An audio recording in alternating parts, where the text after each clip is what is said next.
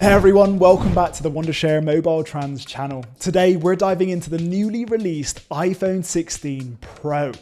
There's a lot to unpack, so let's get right into the good things to come and what I really think about this new model.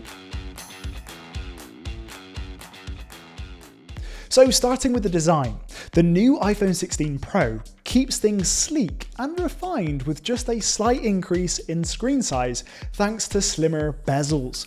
It's now a 6.3-inch screen compared to the previous 6.1 inch. While the difference is minor, it does make the display feel a bit more expansive.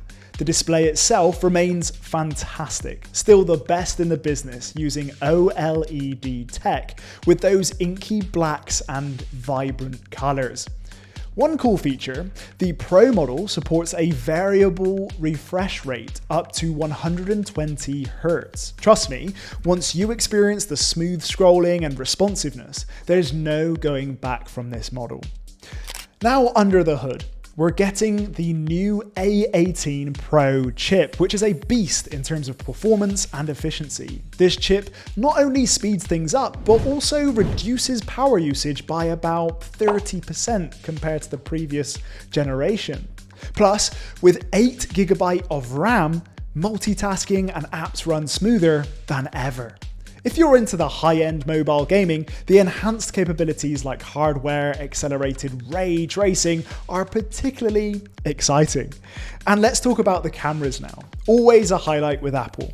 The iPhone 16 Pro features a 48 megapixel main sensor, another 48 megapixel ultra wide, and a 12 megapixel 5x telephoto lens. The quality of photos is just top notch with great detail and dynamic range. Night mode is even better than before, and the 4K HDR video remains industry leading. It's a photographer's wet dream.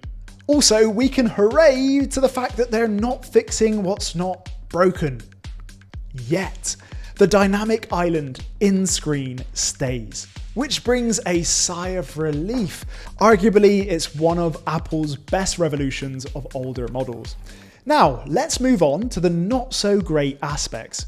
This update feels very iterative. If you're coming from an iPhone 13 or older, it will feel like a massive leap, but for those with an iPhone 14 or 15, the changes might not be worth the upgrade cost. It's subtle improvements rather than groundbreaking new features, like a redesigned back camera from its predecessor's diagonal, but now to vertical. It'll also feature the old action button from iPhone 15, and when you put an iPhone 16 Pro side by side with an iPhone 15 Pro, from the back, there's nothing to be changed. One of the major letdowns has to be the feature that's missing: Apple Intelligence.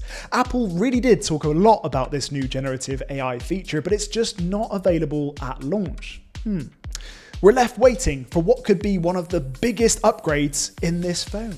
This delay means we're not seeing the full potential of the A18 Pro chip just yet. Other delayed features have also frustrated early adopters, including some enhancements promised for iOS 18. If you're also a fiend for a flat phone, then the camera bump will bug you. If left flat on its back on a surface, you'll have the camera bump to keep it wobbly for you. It's just a minor ick. So that's my take on the new iPhone 16 Pro. It's a solid device with some nice iterative updates, but it comes with its downsides. Stay tuned for my next video where we'll dive into whether or not you should upgrade.